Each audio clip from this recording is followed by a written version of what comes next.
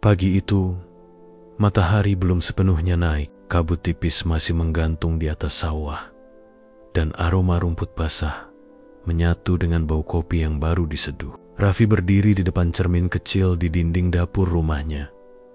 Cermin yang sudah retak di pojok kanan.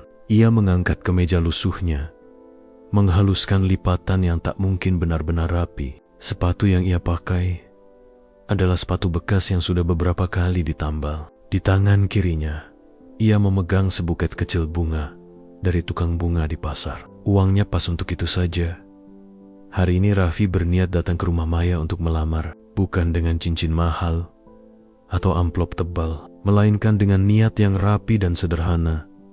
Ingin hidup bersama, bekerja bersama, dan membagi segala susahnya. Maya adalah perempuan yang membuatnya berani bermimpi kecil, bukan tentang kemewahan, tetapi tentang sarapan bersama setiap pagi, tentang tawa yang tidak pernah dibuat, tentang sebuah rumah yang sederhana, tapi penuh doa. Di jalan desa, Raffi melaju pelan. Ia melewati penjajah sarapan yang sedang menata gudangan, melewati ibu-ibu yang berceloteh dengan plastik belanja di tangan. Seorang anak kecil mengejar ayam, tertawa ketika ayam itu berputar-putar. Semua tampak biasa, tetapi di dada Raffi ada ketegangan yang menjalar. Ia berusaha menenangkan pernapasan, mengulang di kepala kata-kata yang akan ia ucapkan nanti. Rumah Maya tidak besar, tetapi rapi. Pintu kayu terbuka, dan beberapa kerabat sudah berkumpul di ruang tamu. Ada Pak Hari, ayah Maya. Tubuhnya tegap meski rambutnya mulai memutih. Bu Rina, ibunya, duduk rapi dengan tangan yang selalu memainkan kain. Dan ada Teguh, kakak sulung Maya, yang matanya tajam seperti menaksir harga pada pasar. Mereka memandang Raffi ketika ia masuk, menilai dari kepala sampai kaki. Sekelebat tatapan yang membuat Raffi menelan ludah. Maya menyambutnya dengan senyum yang menenangkan. Mata Maya berkokek-kokak. Ada kegembiraan, ada juga kerisauan. Ia duduk di sebelah ibunya, menggenggam lengannya sedikit. Assalamualaikum, Pak. Bu Raffi mengawali dengan sopan. Suaranya bergetar sedikit, tetapi ia menahan agar tidak terlalu terdengar. Percakapan dimulai dengan basa-basi. Teh disuguhkan. Raffi mengeluarkan sedekah kecil yang ia siapkan. Selembar kain batik, 2 bungkus kue buatan tangan, dan sebuket bunga yang mulai layu karena perjalanan. Ia menunduk, menatap mata Pak Hari. Pak, Bu, saya mohon izinnya. Saya ingin meminang Maya. Saya bekerja di bengkel Pak Amir. Gajinya tidak besar, tapi saya bekerja jujur. Saya ingin menjaga, membahagiakan, dan membangun rumah tangga bersama Maya. Suasana berubah seketika. Ada hening yang panjang, seperti waktu yang ditarik. Bu Rina meletakkan cangkirnya dengan gesekan. Teguh mengangkat tangan, seolah menahan sesuatu yang ingin keluar. Pak Hari, yang sejak awal mendengarkan tanpa berkata, akhirnya membuka mulutnya. Raffi, suaranya berat. Kamu tahu kami ingin yang terbaik untuk Maya.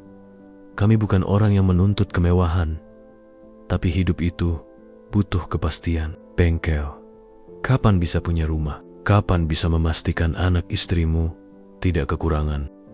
Raffi, ia sudah menyiapkan jawaban, tetapi kata-kata itu terasa kosong di hadapan pengecaman yang datang bukan hanya dari pertimbangan, melainkan dari mata yang menilai keseluruhan hidupnya. Rumahnya yang kecil, motor bututnya, pakaian yang sudah lapuk. Pak, saya siap bekerja keras. Kalau diberi kesempatan, saya akan menabung, menjalankan usaha kecil-kecilan, dan menjaga Maya sebaik mungkin. Teguh memotong, suaranya tanpa basa-basi. Itu semua kata-kata bagus, tapi kenyataan bukan soal niat. Keluarga kami punya tanggung jawab. Maya bukan sekadar pendamping. Dia calon ibu dari cucu kami nanti. Kami tidak bisa mengambil risiko. Maya menggigit bibirnya. Mata kanannya memerah tetapi ia berusaha menenangkan diri. Ia menatap Raffi, dan di matanya tersimpan sebuah pertanyaan besar. Apakah cinta cukup untuk menentang kehendak keluarga? Maya mengangkat kepalanya. Suaranya pelan. Ayah, Bapak, saya juga punya perasaan. Raffi baik. Dia tidak pernah menyakiti saya. Kami saling memahami. Kalau soal perasaan, sahut Bu Rina cepat. Perasaan boleh, tapi hidup juga butuh kestabilan. Kami sudah melihat banyak contoh di kampung janji-janji manis yang tak pernah berbuah. Raffi, maaf, kami menolak pinangan ini. Kata-kata itu seperti palu. Raffi merasakan tubuhnya mendadak berat. Semua yang ia persiapkan di pagi hari, semua harap yang ia simpan sejak lama, rontok dalam satu tarikan napas. Matanya berkokek-kokah, bukan karena malu semata, tetapi karena ia sudah merasa adegan ini akan datang. Mungkin dengan cara yang berbeda, tetapi tidak sedingin ini. Maya berdiri. Suaranya pecah. Pak, Bu, tidak adil. Raffi ini sudah menunjukkan kesungguhan. Kenapa kalian memutuskan tanpa memberi waktu? Ini keputusan keluarga. Pak Hari berkata tegas. Kami sudah bicara. Maya harus mempertimbangkan masa depan. Kami tidak mau menyesal. Raffi berdiri. Ia memberi salam lagi. Suaranya lirih. Terima kasih Pak, Bu atas waktunya. Saya minta maaf kalau membawa kesulitan. Ia menundukkan kepala. Maya ingin memeluknya, menahannya, tapi ritual keluarga dan sopan santun menutup jalan itu. Teguh berdiri di hadapan pintu, gerak tubuhnya menuntun agar Raffi pergi. Di luar, angin sore meniupkan debu halus. Raffi berjalan perlahan ke motornya. Tangannya gemetar ketika menyalakan kunci. Di hadapannya, rumah Maya tampak sederhana, namun penuh dengan semua kenyamanan yang selama ini ia idamkan. Ia menutup mata sekejap, menelan pedih. Perjalanan pulang terasa lebih berat daripada perjalanan pergi. Jalan-jalan yang biasa ia lewati kini tampak asing. Suara tukang sayur seperti menggema di telinganya.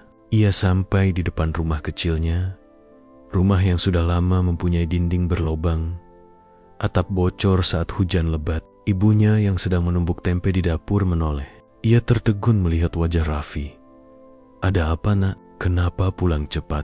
Tanya ibunya, meletakkan alat penumbuk. Raffi duduk di kursi kayu, menunduk, matanya merah. Tapi ia berusaha menahan. Ditolak Bu. Mereka menolak. Keluarganya. Mereka tidak ridha.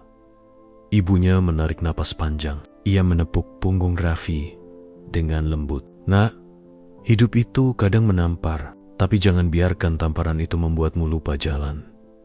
Raffi menatap ibu, melihat wajah yang dipenuhi bekas kerja keras. Di wajah itu, ia menemukan sesuatu yang menenangkan. Bukan hanya kelembutan, tetapi juga keteguhan. Aku tidak ingin menyerah, Bu, katanya. Aku akan membuktikan, bukan untuk membalas mereka, tapi untuk menunjukkan pada Maya pada diriku sendiri bahwa hidup bisa berubah. Bukan kata-kata untuk dipamerkan. Itu janji yang lahir dari kegagalan.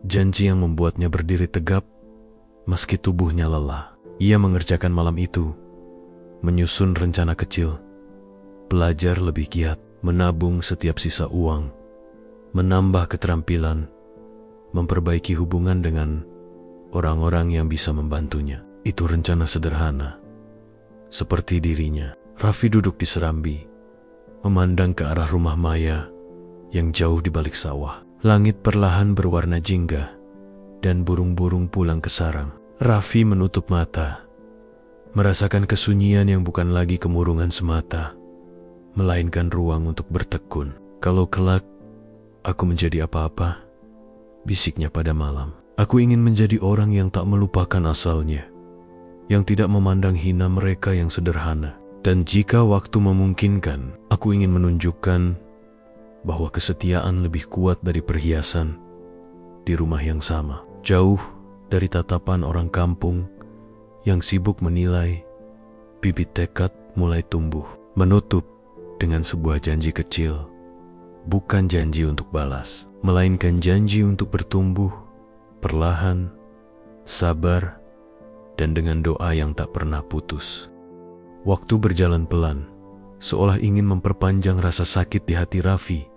Seminggu berlalu sejak penolakan itu. Namun bayangan rumah Maya, tatapan dingin Pak Hari, dan suara tegas Bu Rina masih melekat seperti noda yang sulit hilang. Setiap malam, Raffi berbaring di dipan kayu sambil menatap langit-langit rumahnya yang penuh bercak air. Di dalam pikirannya, pertanyaan yang sama selalu kembali. Apa aku memang tidak pantas? Namun setiap kali pertanyaan itu muncul, bayangan wajah ibunya muncul pula. Senyum sabar ibu, tangan yang kasar namun penuh kasih, dan kata-kata lembutnya yang menenangkan. Nak, ditolak itu bukan akhir. Tuhan mungkin sedang menyiapkan jalan yang lebih baik. Begitu kata ibunya malam itu. Kata-kata yang sederhana tapi cukup untuk membuat Raffi tidak terperosok dalam rasa putus asa. Pagi yang mengubah rencana suatu pagi. Raffi berangkat lebih awal ke bengkel tempatnya bekerja. Jalan desa masih basah karena embun. Ayam-ayam mulai keluar dari kandang, dan pedagang sayur mendorong gerobak mereka sambil menawar harga dengan ibu-ibu. Motor bututnya menderu pelan. Suaranya kos sedikit serak, seperti pemiliknya yang sedang menahan luka. Di bengkel Pak Amir, suasana sudah ramai. Seorang pelanggan datang membawa mobil pickup yang mesinnya bermasalah. Raffi langsung bekerja. Tangannya cekatan, meski pikirannya kadang melayang. Ia mengusap keringat di dahi dengan punggung tangan, meninggalkan bekas oli yang menempel di kulit. Pak Amir, pemilik bengkel, sekaligus sosok seperti ayah bagi Raffi, mendekat. Raf, kamu kelihatan lain. Ada apa? Tanyanya sambil menyalakan rokok. Raffi tersenyum tipis. Enggak apa-apa, Pak. Cuma lagi banyak yang dipikir. Pak Amir mengangguk paham. Kalau mau cerita, silakan. Tapi ingat, hidup itu bukan cuma tentang hari ini. Kadang kita ditolak, bukan karena kita jelek, tapi karena Tuhan tahu kita pantas dapat yang lebih baik. Kalimat itu sederhana, tapi menancap dalam. Raffi menandok, menahan gejolak di dadanya. Apakah mungkin Tuhan memang sedang menyiapkan sesuatu? Benih keberanian dari hari berikutnya, Raffi memutuskan untuk menyalurkan rasa kecewanya menjadi sesuatu yang bermanfaat. Ia meminta izin Pak Amir untuk belajar lebih banyak tentang perbaikan mesin dan manajemen bengkel. Tak hanya itu, setiap malam ia membaca buku-buku bekas tentang kewirausahaan yang ia beli di pasar loak. Ia mulai memahami cara mengatur keuangan, mencatat pemasukan, dan menghitung modal. Ibunya mendukung sepenuhnya. Meski penghasilan Raffi hanya pas untuk kebutuhan sehari-hari, ia tetap menyisihkan sedikit demi sedikit untuk menabung. Jangan malu menabung kecil-kecilan, kata ibunya. Yang penting, rutin. Rezeki itu seperti hujan, nak. Kita tidak tahu kapan derasnya datang, tapi kita harus siap menampungnya. Setiap kali menabung, Raffi membayangkan masa depan. Sebuah bengkel milik sendiri, dengan papan nama sederhana bertuliskan Bengkel Raffi Motor. Tidak mewah, tapi cukup untuk menghidupi keluarga. Ia tidak lagi memikirkan Maya setiap detik seperti sebelumnya. Meski kadang kenangan itu tetap muncul, seperti bayangan samar di kaca buram. Luka yang memperkuat suatu sore, Raffi sedang menutup bengkel ketika ia melihat Maya di seberang jalan. Maya berdiri di depan warung, menunggu ojek online. Rambutnya tergerai, wajahnya tetap cantik. Namun ada sesuatu di matanya, sebuah rindu yang tak bisa ia ucapkan. Maya melihat Raffi. Tatapan mereka bertemu sekejap, tapi cukup untuk membuat waktu terasa berhenti. Maya tersenyum kecil, seolah ingin berkata banyak hal, namun tak satu pun kata keluar. Raffi hanya menunduk sopan dan melanjutkan langkahnya. Di dalam dadanya, perasaan bercampur, cinta yang masih tertinggal, dan tekad yang semakin menguat. Setelah pertemuan singkat itu, Raffi pulang dengan langkah yang lebih cepat. Di rumah, ia duduk di serambi, menatap langit malam. Hatinya berdesir, tetapi pikirannya kini lebih jernih. Aku masih mencintainya, batinnya. Tapi kalau Tuhan sudah menutup jalan itu, berarti ada pintu lain yang harus kubuka. Ujian kesabaran beberapa bulan kemudian, kabar menyebar di desa bahwa Maya dijodohkan dengan seorang pria kaya dari kota. Pria itu konon memiliki usaha besar dan rumah megah. Orang-orang kampung ramai membicarakannya. Ada yang memuji, ada pula yang iri. Raffi hanya mendengar kabar itu dengan senyum tipis. Di dalam hatinya, ada rasa nyeri yang samar, bukan karena cemburu semata, tetapi karena ia tahu dirinya pernah bermimpi berada di posisi itu. Namun, bukannya hancur. Kabar itu justru membuat Raffi semakin gigih. Ia memperbanyak jam kerja, menerima perbaikan hingga larut malam, dan mulai merintis usaha kecil menjual suku cadang motor secara online. Setiap rupiah yang masuk, ia catat rapi. Setiap peluang ia tangkap tanpa ragu. Pak Amir yang melihat keseriusan Raffi mulai memberi kepercayaan lebih. "Raff, kalau kamu terus begini, suatu hari kamu bisa buka bengkel sendiri," kata Pak Amir suatu malam. "Jangan takut gagal. Saya akan bantu kalau kamu butuh modal." Mendengar itu, Raffi merasa dadanya menghangat. Dunia seperti mulai membuka pintu kecil yang selama ini tertutup rapat. Sebuah janji dalam hening di suatu malam yang sunyi. Raffi kembali duduk di serambi rumah. Angin desa membawa suara jangkrik yang riuh, sementara bintang-bintang bertaburan di langit. Ia memandang ke arah rumah Maya yang jauh di balik pepohonan. Di sanalah dulu ia ditolak. Di sanalah dulu hatinya dipecah. Namun malam ini, ia tidak lagi merasa kecil. Ia berbisik pelan, seperti berbicara pada dirinya sendiri. "Aku tidak akan menyerah. Aku akan bekerja, belajar, dan tumbuh. Bukan untuk balas dendam, tapi agar suatu hari, ketika aku berdiri di tempat yang lebih tinggi, aku bisa menatap dunia dengan senyum tanpa penyesalan, tanpa kebencian." Dalam keheningan itu, tekadnya semakin kokoh. Luka yang dulu membuatnya runtuh, kini menjadi bahan bakar. Raffi tahu, perjalanan masih panjang, tapi malam itu, untuk pertama kalinya sejak penolakan itu, ia merasa yakin bahwa masa depan miliknya tidak akan selamanya diukur dari pakaian sederhana atau sepatu yang sudah aus. Dengan sebuah kesadaran, Raffi bukan lagi pemuda yang hanya berharap diterima. Ia kini pemuda yang belajar yang menobong, yang berani bermimpi lebih besar. Dan meski jalan di depan masih penuh liku, di hatinya sudah tumbuh api kecil, api yang akan menuntunnya menuju sesuatu yang jauh lebih besar daripada sekadar balasan. Musim hujan datang dengan derasnya. Setiap sore, langit desa berubah kelabu dan rintik hujan jatuh seperti tirai panjang yang menutup matahari. Jalanan becek dan air dari selokan sering meluap ke bahu jalan. Bagi banyak orang, hujan adalah alasan untuk bermales-malesan.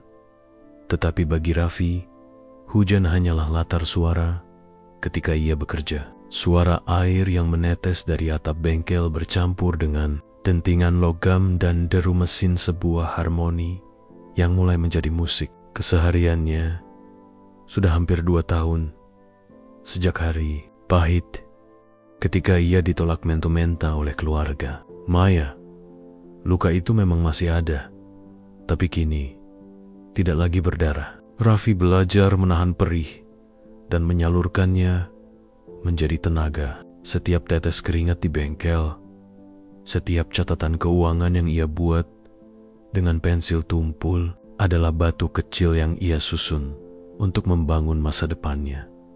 Belajar lebih tinggi seiring waktu. Kemampuan Raffi dalam memperbaiki mesin semakin terasa. Ia tak hanya mahir memperbaiki motor tua, tetapi juga mulai mengerti sistem injeksi motor, keluaran terbaru, sesuatu yang dulu hanya bisa ia dengar dari cerita teknisi kota. Setiap malam, setelah bengkel tutup, ia menyalakan lampu belajar di pojok kamar kecilnya. Di atas meja kayu yang sudah mengelupas, terbuka buku-buku tentang otomotif, catatan keuangan, dan artikel cetak dari internet. Ibunya sering mengintip dari pintu. "Nak, jangan terlalu dipaksa, istirahat juga penting," kata ibunya sambil membawa segelas teh panas. Raffi menoleh dan tersenyum. "Nggak apa-apa, Bu. Raffi senang belajar. Biar nanti kalau punya bengkel sendiri, kita nggak cuma bisa servis motor lama." Ibunya mengangguk pelan. Wajahnya bangga, tapi matanya menyimpan rasa iba. Ia tahu anaknya memikul beban besar. Tidak hanya soal kerja keras, tetapi juga keinginan diam-diam untuk membuktikan bahwa penolakan dulu bukan akhir segalanya. Awal sebuah usaha. Suatu siang, Pak Amir, pemilik bengkel tempat Raffi bekerja, memanggilnya ke ruang belakang. Raffi menutup kap mesin motor yang sedang ia perbaiki dan menyeka keringat di dahi. "Raf," ujar Pak Amir sambil menyeruput kopi, "kamu sudah cukup lama di sini. Saya perhatikan kamu rajin, teliti, dan bisa dipercaya." Saya kepikiran sesuatu. Raffi menatapnya penuh tanda tanya. "Apa itu, Pak?" "Apa itu, Pak?" Pak Amir tersenyum kecil.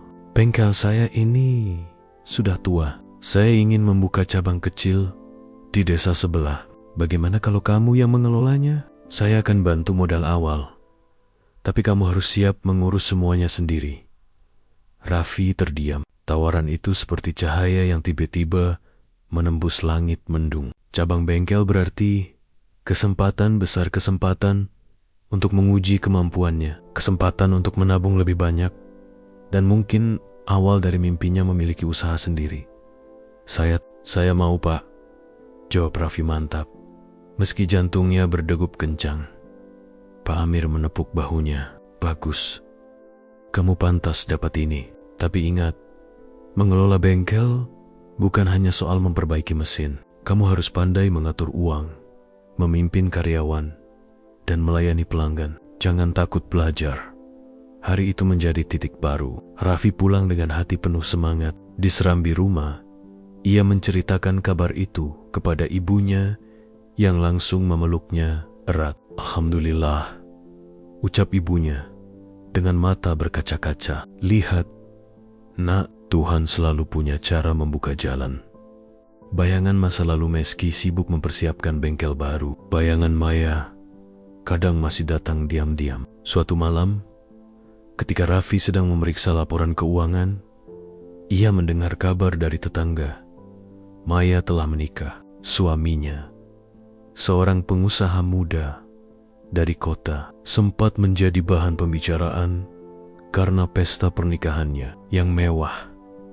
Raffi terdiam cukup lama setelah mendengar berita itu. Ada rasa perih yang sulit dijelaskan, seperti duri kecil yang menusuk pelan-pelan. Namun anehnya, ia tidak lagi merasa hancur seperti dulu.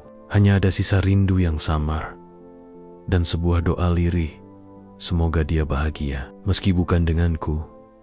Malam itu, Raffi menatap bintang-bintang. Di dalam hatinya, tekadnya justru semakin kuat. "Aku harus terus maju," bisiknya. "Bukan untuk membuktikan apa-apa pada Maya, tapi untuk diriku sendiri dan ibu."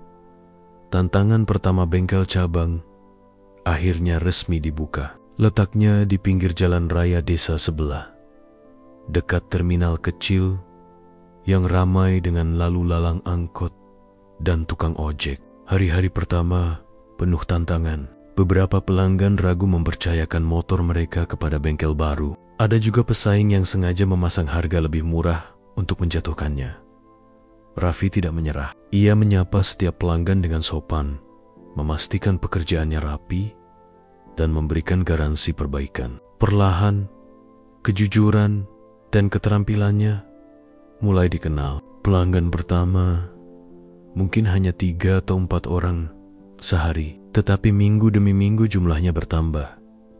Di sela kesibukan, Raffi tetap menabung. Setiap rupiah ia catat, setiap keuntungan ia sisihkan. Ia ingat pesan ibunya, sedikit demi sedikit, lama-lama jadi bukit.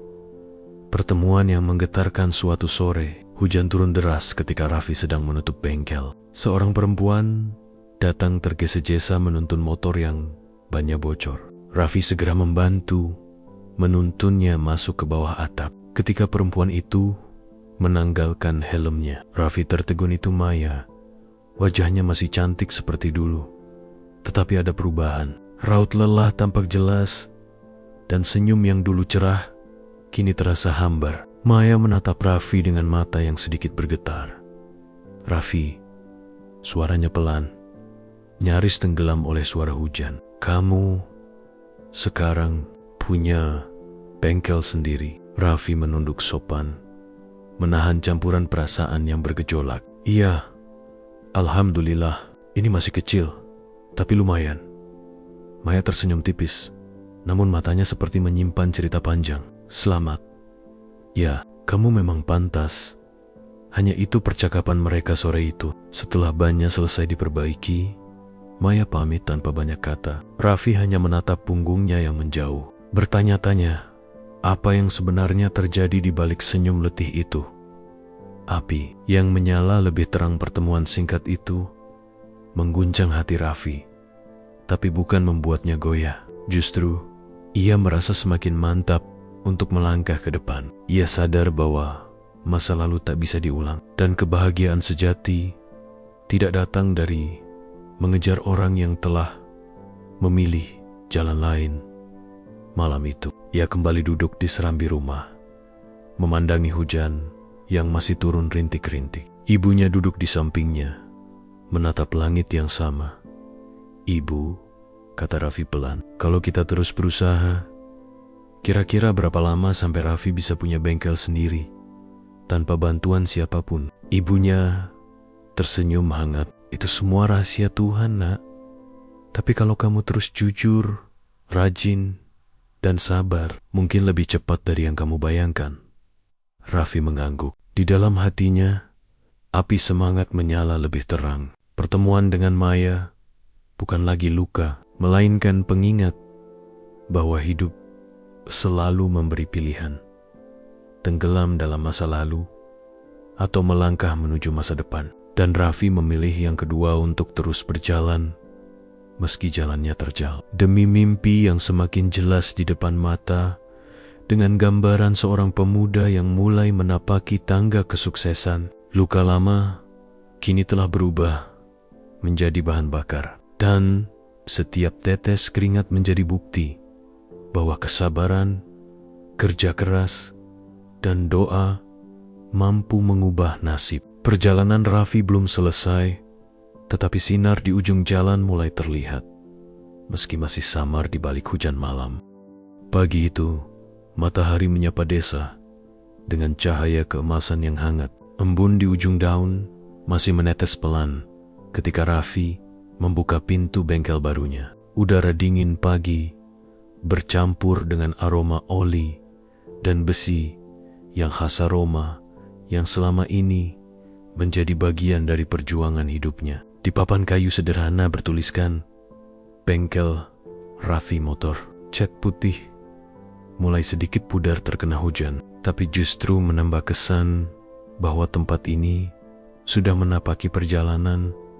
2 tahun sudah berlalu sejak Raffi memulai cabang bengkel kecil dengan bantuan Pak Amir. Kini bengkel itu tidak hanya bertahan, tetapi berkembang pesat. Pelanggan datang silih berganti. Bahkan ada yang rela antre sejak pagi. Raffi mempekerjakan 2 karyawan muda yang rajin.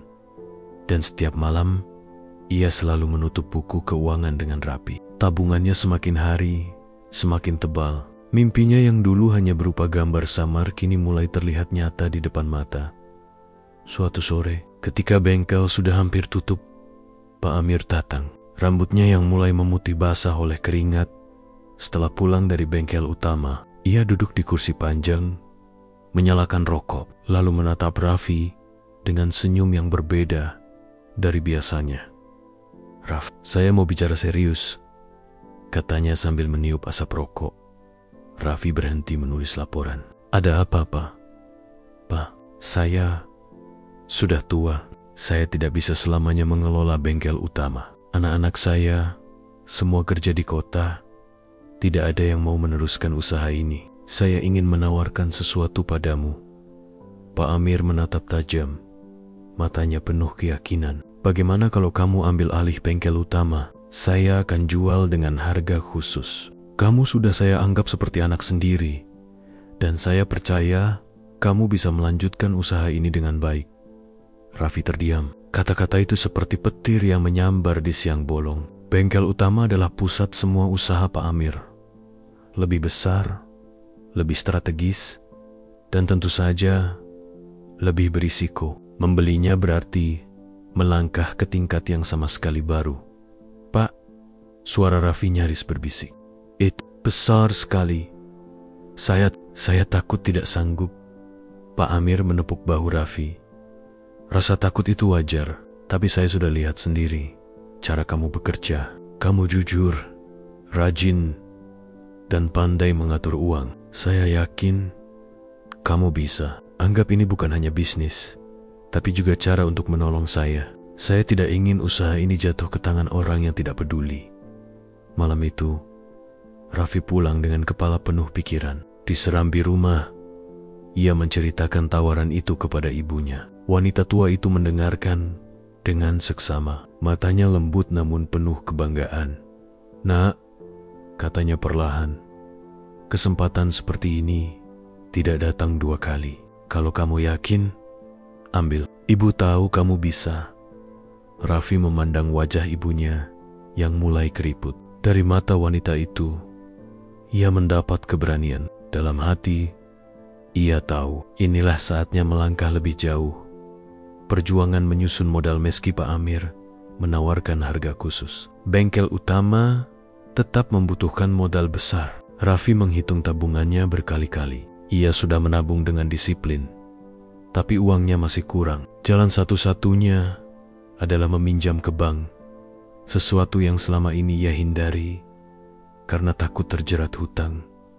Ia berkonsultasi dengan seorang teman lama, Dimas, yang kini bekerja di Bank Perkreditan Rakyat. Dimas menepuk pundaknya sambil tersenyum. Raf, kamu punya reputasi baik, catatan keuanganmu rapi. Bank pasti mau memberi pinjaman. Jangan takut. Yang penting cicilan sesuai kemampuan. Setelah mempertimbangkan masak-masak, Raffi akhirnya memberanikan diri mengajukan pinjaman. Prosesnya tidak mudah, banyak formulir yang harus diisi, banyak pertanyaan yang harus dijawab. Tapi kejujuran dan catatan usahanya yang bersih membuat pihak bank percaya. Beberapa minggu kemudian, pinjaman disetujui. Ketika uang cair, Raffi merasakan campuran antara kegembiraan dan ketakutan. Ia tahu, setiap rupiah yang ia pinjam adalah tanggung jawab besar. Namun di dalam hatinya, tekad sudah bulat. Ini bukan hanya tentang bisnis, tetapi tentang membuktikan bahwa mimpi bisa dicapai dengan kerja keras, bukan dengan keajaiban. Suatu sore, setelah tanda tangan kontrak pembelian bengkel, Raffi pergi ke pasar untuk membeli peralatan tambahan. Di tengah keramaian, ia tak sengaja berpapasan lagi dengan Maya. Kali ini Maya tidak sendiri. Ia menggandeng seorang anak kecil berusia sekitar 2 tahun. Wajah anak itu lucu, tapi Maya terlihat pucat dan kurus.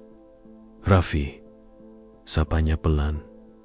Raffi berhenti, menahan debar jantungnya. Maya, lama tidak bertemu. Bagaimana kabarmu? Maya tersenyum, tapi senyum itu tidak mampu menutupi kelelahan di matanya. Baik, jawabnya singkat. Namun Raffi bisa melihat kebalikannya. Anak kecil itu menarik tangan Maya, meminta jajan. Maya mengeluarkan uang dengan ragu, seperti sedang menghitung sisa terakhir. Raffi menangkap kegugupan itu. Suamimu sehat? Tanya Raffi hoti-hoti. Maya menunduk, suaranya nyaris tak terdengar. Kami sudah berpisah. Usahanya bangkrut. Dia pergi entah kemana. Aku sekarang tinggal dengan orang tua.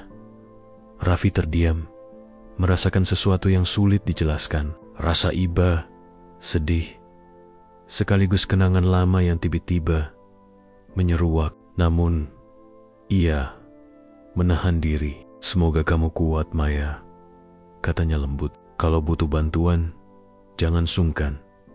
Maya menatapnya. Mata itu kini berkaca-kaca. "Terima kasih, Raffi. Kamu tetap seperti dulu." Baik. Percakapan mereka berhenti di situ. Maya pergi sambil menggandeng anaknya, meninggalkan Raffi yang berdiri kaku di tengah keramaian. Dalam hatinya, ia merasakan sebuah ironi yang pahit. Dulu ia ditolak karena dianggap miskin. Kini keadaan berbalik tanpa ia rencanakan. Hari-hari berikutnya dipenuhi kesibukan. Raffi resmi mengambil alih bengkel utama. Ia memindahkan sebagian karyawan dari cabang, menata ulang peralatan, dan membuat sistem kerja yang lebih modern. Nama bengkel pun ia ubah menjadi Raffi Motor Group, sebuah nama yang sederhana namun penuh kebanggaan. Pelanggan semakin ramai. Beberapa media lokal bahkan menulis kisahnya sebagai pemuda desa yang sukses membangun usaha dari nol. Banyak orang datang hanya untuk melihat pemiliknya yang dulu dikenal sebagai montir biasa.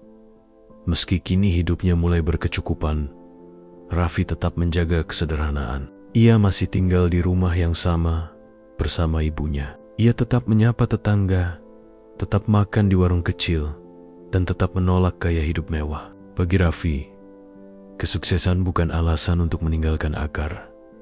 Suatu malam, ketika Raffi sedang memeriksa laporan keuangan, seorang tetangga datang membawa undangan. "Ini, Raff, undangan pertemuan RT minggu depan." "Oh ya, dengar-dengar kamu mau menikah?" Raffi tertawa kecil. "Belum, Pak. Fokus kerja dulu." Tetangga itu mengangguk sambil tersenyum. "Ya tapi jangan lama-lama. Nanti keburu rebutan." Raffi hanya tersenyum. Dalam hati, ia memang mulai memikirkan masa depan yang lebih lengkap. Namun kali ini, ia ingin memastikan bahwa keputusan itu bukan karena masa lalu atau sekadar pelarian. Ia ingin menikahi seseorang yang menerima dirinya apa adanya, bukan hartanya. Di suatu malam yang tenang, Raffi duduk di serambi rumahnya, menatap langit penuh bintang. Ibunya duduk di sampingnya, menatap anaknya dengan tatapan lembut. "Ibu," kata Raffi pelan, "kalau ayah masih ada, mungkin dia akan bangga ya." Ibunya tersenyum sambil menahan air mata. "Ayahmu pasti bangga, nak. Ibu juga bangga. Kamu sudah membuktikan bahwa kejujuran dan kerja keras lebih berharga daripada apapun." Raffi mengangguk, merasakan kehangatan yang sulit diungkapkan. Malam itu, ia menyadari bahwa kesuksesan sejati bukan hanya soal uang atau usaha yang besar. Kesuksesan sejati adalah mampu tetap rendah hati, menjaga keluarga, dan tidak menyimpan dendam pada masa lalu. Dengan gambaran Raffi yang kini berdiri kokoh di puncak perjuangan pertama, jalan yang dulu terasa mustahil kini terbuka lebar. Namun jauh di dalam hatinya, ia tahu perjalanan ini belum berakhir. Di depan sana, mungkin masih ada ujian lain, ujian yang akan menentukan apakah ia benar-benar siap menjadi bukan hanya seorang pengusaha sukses, tetapi juga seorang manusia yang utuh. 3 bulan berlalu sejak Raffi resmi mengelola bengkel utama. Usahanya berkembang pesat. Cabang di desa sebelah semakin ramai, dan bengkel pusat menjadi tempat langganan para pemilik kendaraan dari kota. Nama Raffi Motor Group kini dikenal luas hingga ke kecamatan. Banyak orang datang bukan hanya untuk memperbaiki kendaraan, tetapi juga untuk sekadar bertemu dan menyaksikan kisah pemuda desa yang bangkit dari kesederhanaan menjadi pengusaha muda. Namun, di balik semua kesibukan dan kesuksesan itu, Raffi tetaplah Raffi. Ia masih bangun sebelum subuh untuk salat dan menyiapkan sarapan sederhana bersama ibunya. Ia masih menyapa tetangga dengan ramah dan tidak pernah memamerkan pencapaiannya. Baginya, kekayaan hanyalah amanah, bukan alasan untuk sombong. Bisikan kesepian meski hidupnya kini mapan. Ada satu ruang kosong dalam hati Raffi. Di malam-malam yang tenang, ketika semua orang sudah tidur dan lampu bengkel dimatikan, Ia sering duduk di serambi rumah, memandangi langit penuh bintang. Di sana, ia merasakan kesepian yang sulit dijelaskan, bukan kesepian karena tak punya teman, tetapi karena belum menemukan seseorang yang benar-benar bisa menjadi teman hidup. Ibunya yang peka terhadap perubahan kecil sering menyapanya dengan senyum lembut. "Nak," kata ibunya suatu malam, "kamu sudah waktunya memikirkan keluarga." Ibu tidak memaksa, tapi ibu ingin melihatmu bahagia, bukan hanya sukses. Raffi menatap wajah ibunya yang semakin tua. Keriputnya semakin jelas. Ia mengangguk pelan. "Raffi juga ingin, Bu. Tapi Raffi tidak mau terburu-buru. Raffi ingin menemukan seseorang yang bisa menerima Raffi apa adanya, bukan karena bengkel atau uang." Ibunya tersenyum, menepuk bahu anaknya. Ibu percaya kalau waktunya tepat, Tuhan akan mempertemukan tamu tak terduga. Suatu sore, hujan rintik-rintik turun ketika Raffi sedang memeriksa laporan keuangan di bengkel. Seorang perempuan datang menuntun motor yang mesinnya mati. Raffi segera menyambut dan memanggil karyawan untuk memeriksa motor itu. Saat perempuan itu melepas helmnya, Raffi tertegun. Itu Maya. Ia terlihat lebih kurus daripada pertemuan sebelumnya, namun matanya kini memancarkan ketenangan yang berbeda. Di pelukannya, anak kecilnya tertidur pulas. Wajahnya yang mungil terlihat damai. "Raffi," sapa Maya pelan. "Maaf, mengganggu. Motor saya mogok di jalan. Saya ingat bengkel ini milikmu." Raffi tersenyum ramah, meski dadanya berdegup lebih cepat. "Tidak apa-apa, Maya. Mari duduk dulu, biar kami yang ngurus motornya." Mereka duduk di bangku kayu di sudut bengkel, ditemani suara hujan yang menetes di atap seng. Suasana canggung, namun juga hangat. Maya menatap bengkel yang ramai, lalu menoleh ke arah Raffi. "Kamu sudah sejauh ini, Raff," ucapnya lirih. Aku benar-benar bangga." Raffi menatapnya sejenak. Ada banyak hal yang ingin ia katakan, tapi ia menahan diri. "Semua ini karena doa ibu dan kerja keras," jawabnya singkat. Maya menanduk, menggenggam jemari kecil anaknya.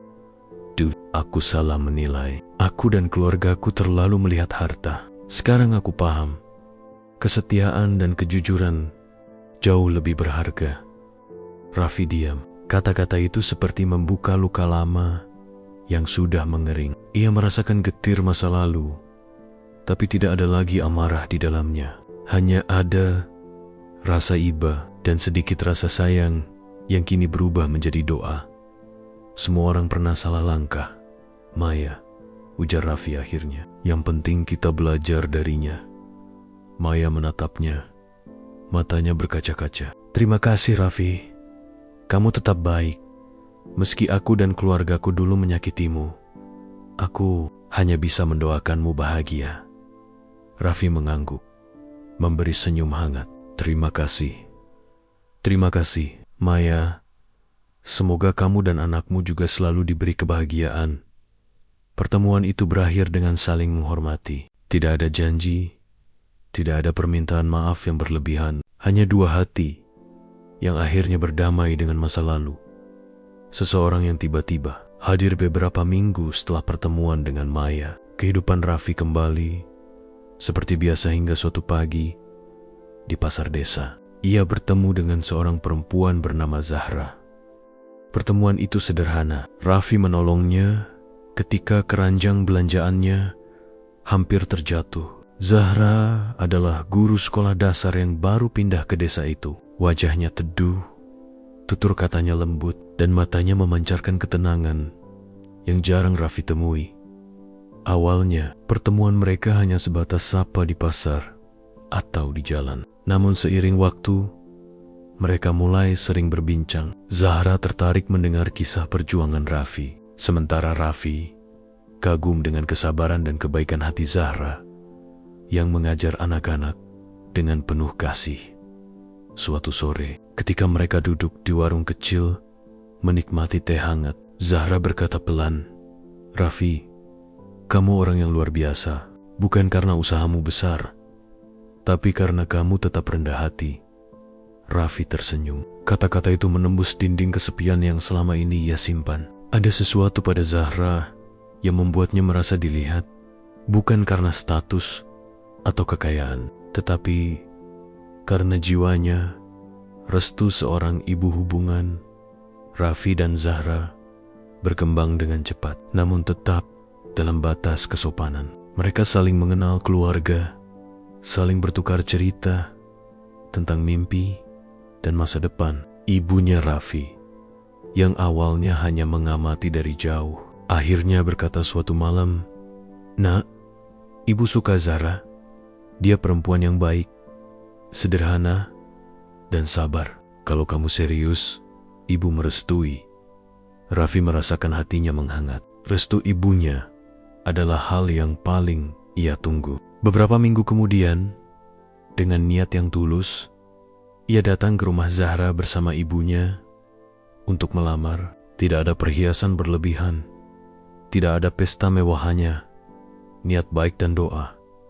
Keluarga Zahra menyambut dengan hangat tanpa banyak syarat. Lamaran itu diterima.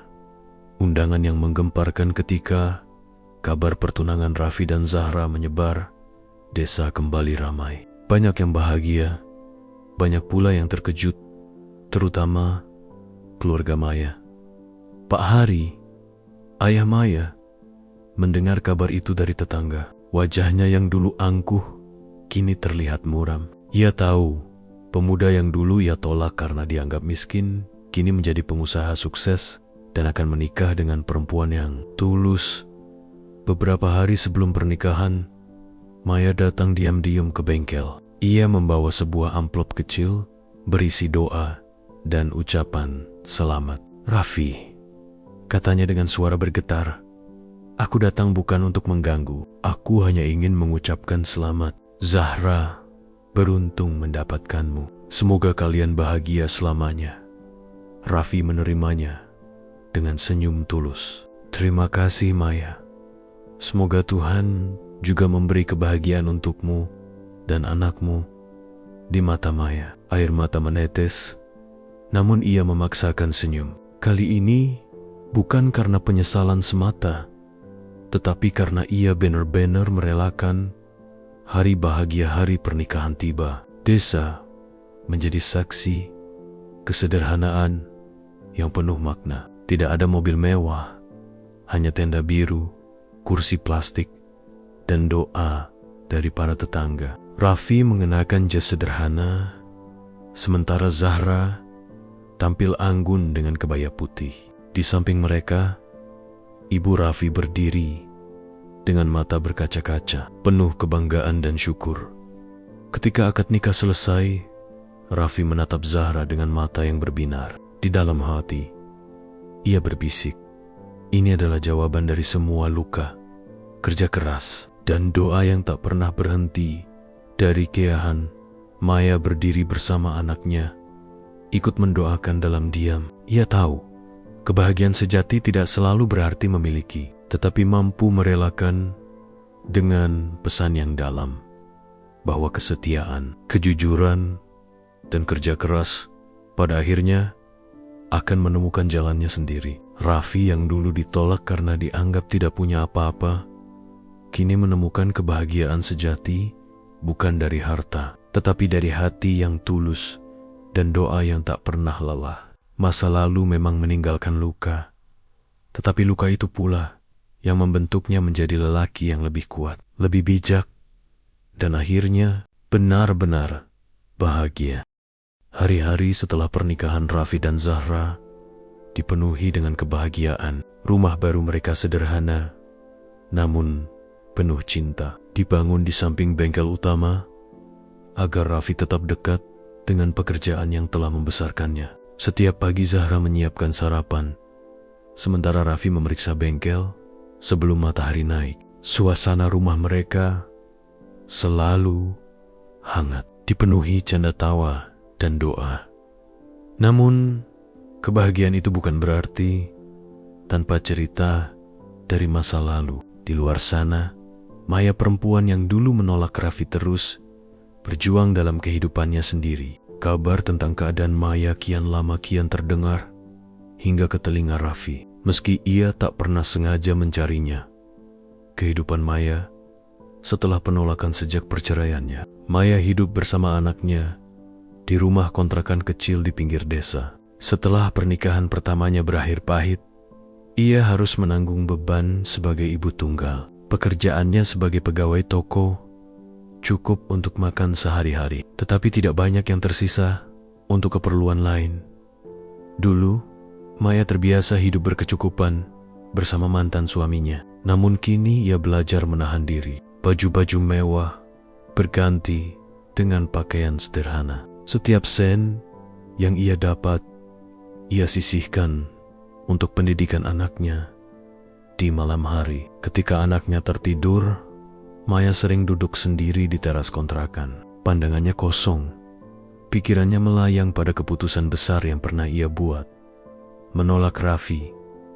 Rasa sesal memang ada, tapi bukan karena Raffi kini sukses. Penyesalannya lebih dalam dari itu karena ia sadar dulu terlalu silau pada harta hingga menutup mata dari ketulusan. Kalau saja waktu bisa diputar, bisiknya lirih pada suatu malam. Aku ingin memilih dengan hati, bukan dengan mata. Tetapi Maya juga tahu, penyesalan tidak bisa mengubah kenyataan. Yang bisa ia lakukan hanyalah belajar, memperbaiki diri, dan mendidik anaknya agar kelak tidak menilai seseorang hanya dari apa yang tampak di luar. Pertemuan yang tak terduga suatu sore ketika Raffi dan Zahra baru pulang dari pasar. Mereka melihat Maya duduk di bangku kayu depan bengkel sambil memangku anaknya. Raffi berhenti sejenak. Wajah Maya tampak lelah, namun senyumnya tetap lembut. "Assalamualaikum," sapa Maya pelan. "Waalaikumsalam," jawab Raffi dan Zahra hampir bersamaan. Zahra tersenyum ramah, sementara Raffi menatap Maya dengan perasaan yang sulit dijelaskan, bukan lagi cinta, tapi rasa iba dan hormat.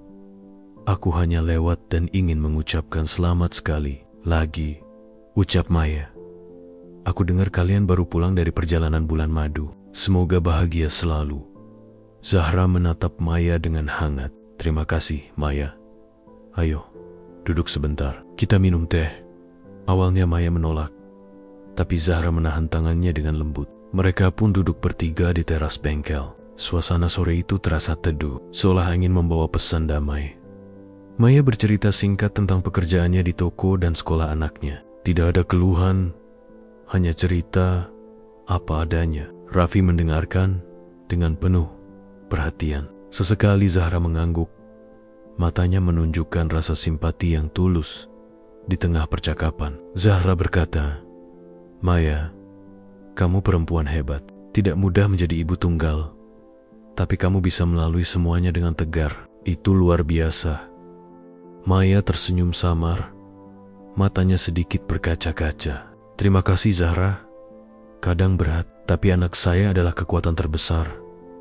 Raffi menimpali pelan.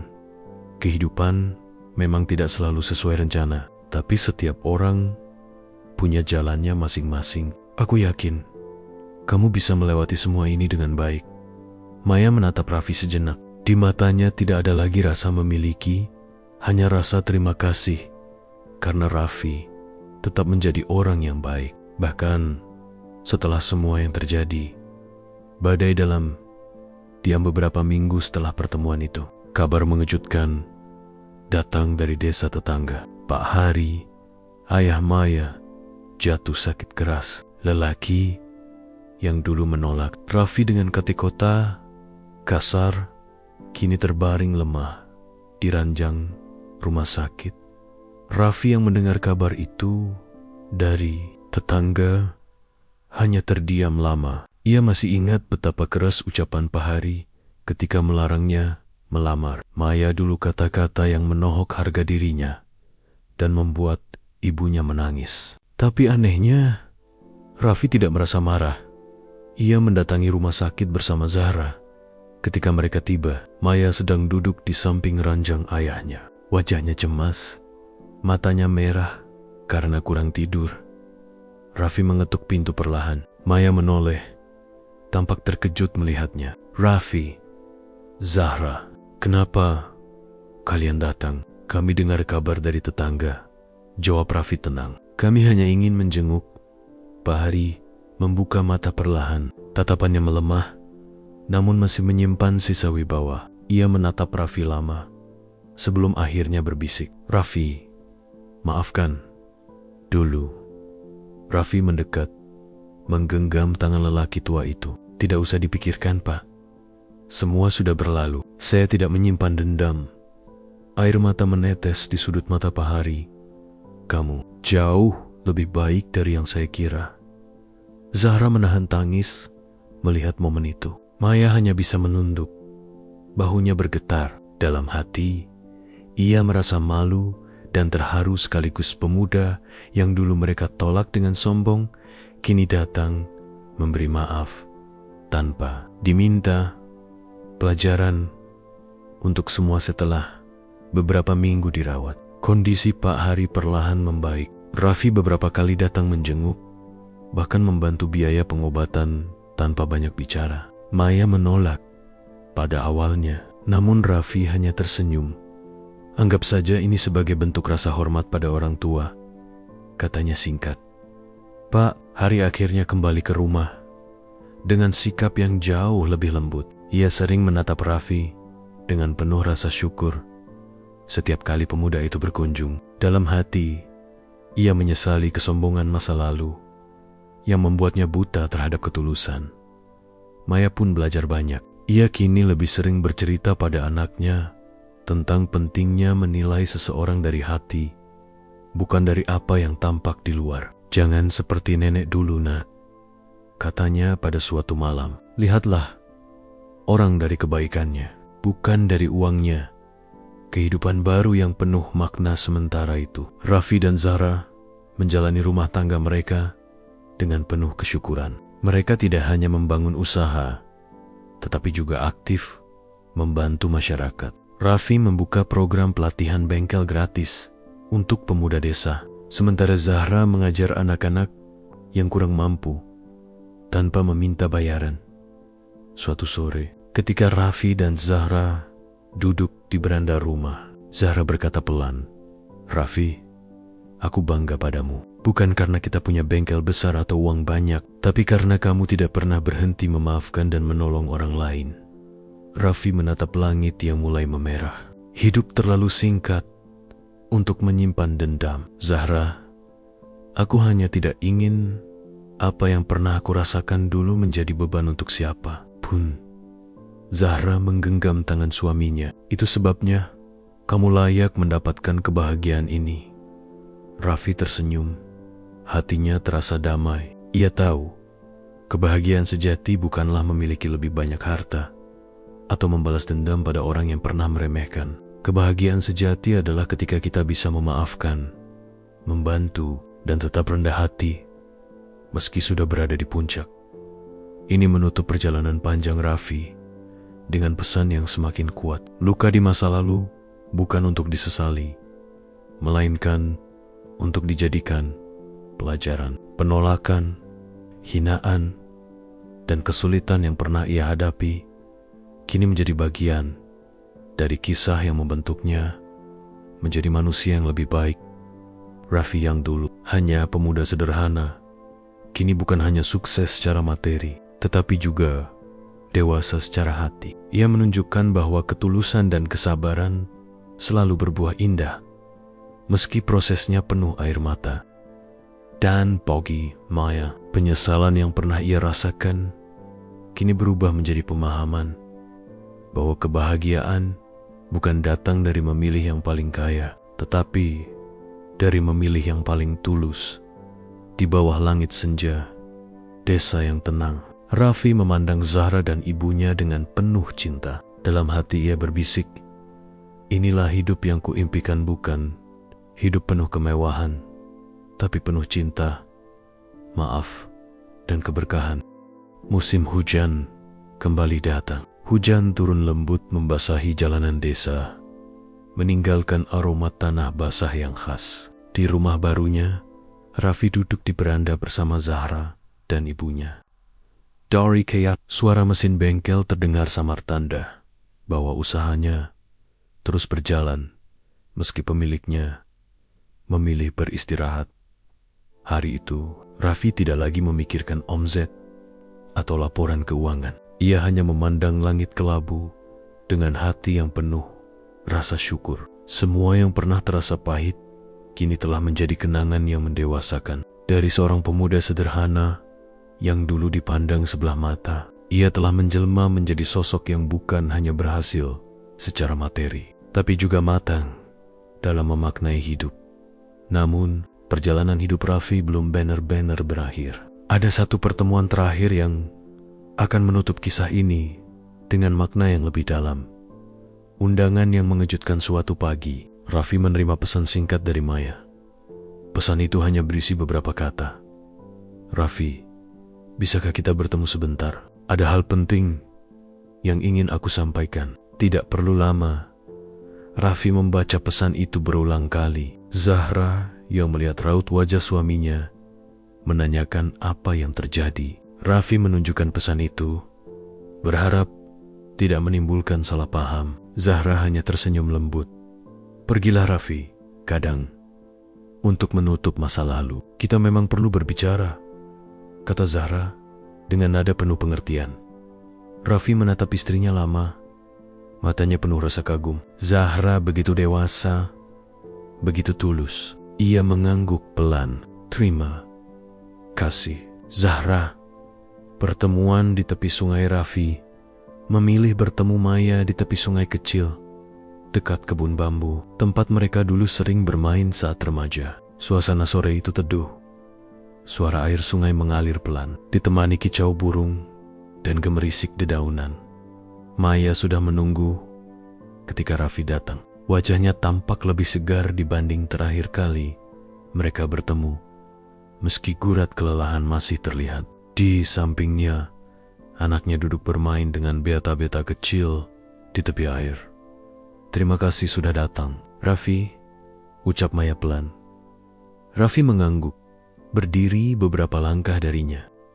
"Ada apa, Maya?" Maya menatap ke arah sungai. Suaranya bergetar ketika mulai berbicara. "Aku hanya ingin mengucapkan terima kasih untuk semuanya, untuk kebaikanmu, untuk maaf yang kau berikan pada ayah, dan untuk sikapmu yang tetap rendah hati, meski kamu sudah jauh lebih sukses dari siapapun di sini."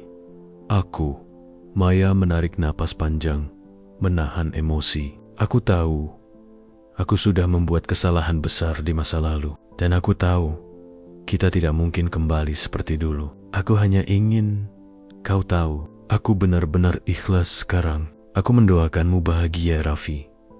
Selalu." Raffi menatapnya lama. Tidak ada lagi rasa sakit di hatinya. Tidak ada amarah yang dulu pernah membara. Hanya ada ketenangan. "Maya," jawab Raffi pelan, "hidup ini memang penuh pilihan. Kita semua pernah salah langkah. Tapi itu bukan akhir. Yang penting kita belajar darinya. Aku juga berterima kasih karena kamu sudah berani datang dan berbicara. Semoga Tuhan selalu menjaga kamu dan anakmu." Maya menanduk, menahan air mata yang hampir jatuh. "Terima kasih, Raffi. Kau tetap seperti dulu, selalu baik, bahkan pada orang yang pernah menyakiti." Raffi tersenyum tipis. "Kebaikan itu bukan untuk orang lain, Maya, tapi untuk hati kita sendiri. Dengan memaafkan, kita bisa melangkah tanpa beban." Maya menatapnya dengan mata yang berkilat, lalu menoleh ke arah anaknya. "Anakku akan tumbuh mengenalmu sebagai contoh lelaki baik, bukan karena kekayaanmu, tapi karena hatimu." Raffi hanya mengangguk, merasa kata-kata itu lebih dari cukup.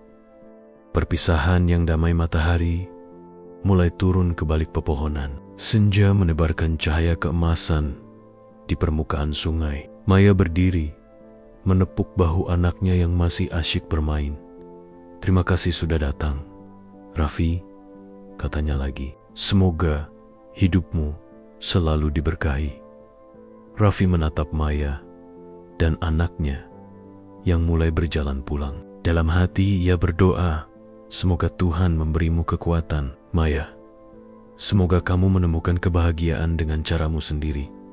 Saat punggung Maya semakin jauh, Raffi merasakan beban masa lalu benar-benar terangkat. Pertemuan itu seperti menutup pintu lama yang dulu penuh luka. Kini hanya tersisa ketenangan, kehidupan baru yang berjalan waktu terus berjalan. Usaha Raffi semakin berkembang, membuka cabang di beberapa kota kecil, namun ia tetap memilih hidup sederhana. Ia tidak pernah lupa bagaimana rasanya dihina, bagaimana pahitnya merintis usaha dari nol. Setiap kali merekrut karyawan baru, ia selalu mengatakan, kerja keras dan kejujuran adalah modal utama. Uang hanya mengikuti.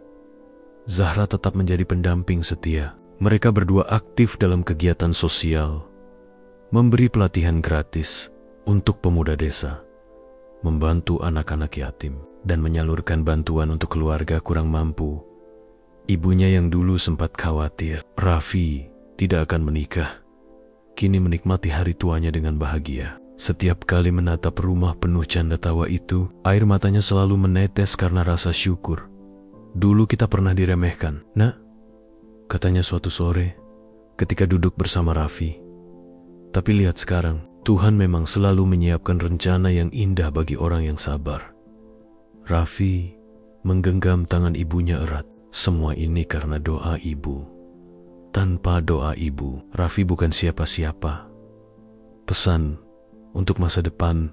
Beberapa bulan kemudian, Zahra memberi kabar yang membuat Raffi nyaris menitikkan air mata kebahagiaan. Raffi, katanya dengan mata berbinar, aku hamil. Raffi memeluk istrinya erat, dadanya bergetar menahan rasa haru. Ia menatap langit-langit rumah sambil berbisik penuh syukur. Kehadiran seorang anak akan melengkapi kebahagiaan mereka bukan hanya sebagai pewaris, tetapi sebagai alasan baru untuk terus berbuat baik dalam hati. Raffi berjanji pada dirinya sendiri, anaknya kelak akan dibesarkan dengan nilai-nilai kesederhanaan, kejujuran, dan ketulusan. Ia tidak ingin anaknya tumbuh menilai orang dari harta atau kedudukan, melainkan dari hati dan akhlak. Penutup kisah suatu malam, ketika semua orang sudah tidur, Raffi duduk sendirian di serambi rumah. Angin malam bertiup pelan, membawa suara jangkrik dan aroma tanah basah. Ia memejamkan mata, mengingat perjalanan panjang yang telah dilaluinya, ditolak mentu-menta karena dianggap miskin, bekerja keras hingga menjadi pengusaha sukses, bertemu cinta sejati yang menerima apa adanya, memaafkan masa lalu, termasuk orang-orang yang dulu menyakitinya. Semua itu seperti mozaik yang membentuk dirinya hari ini. Ya Allah, bisiknya lirih, terima kasih atas semua rencanamu. Terima kasih atas kesulitan yang membuatku kuat, dan terima kasih atas kebahagiaan yang kini kau titipkan di langit. Bintang-bintang bertaburan seolah ikut mendengar doanya. Hatinya damai, tanpa dendam, tanpa penyesalan. Ia tahu inilah kebahagiaan sejati, kebahagiaan yang lahir bukan dari balas dendam, tetapi dari kemampuan memaafkan dan tetap rendah hati. Dengan senyum kecil, Raffi menatap ke depan. Masa lalu sudah selesai. Masa depan kini menanti. Di dalam rumah, Zahra dan ibunya tidur dengan tenang, dan calon buah hatinya sedang tumbuh dalam rahim istrinya.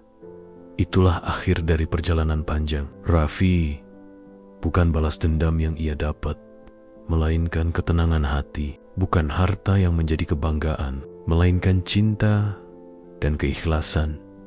Dan di sanalah, di bawah langit malam yang sunyi, cerita seorang pemuda sederhana yang pernah ditolak karena kemiskinan menemukan makna paling indah dari hidup, bahwa luka masa lalu adalah guru terbaik, dan maaf adalah kunci kebahagiaan yang abadi.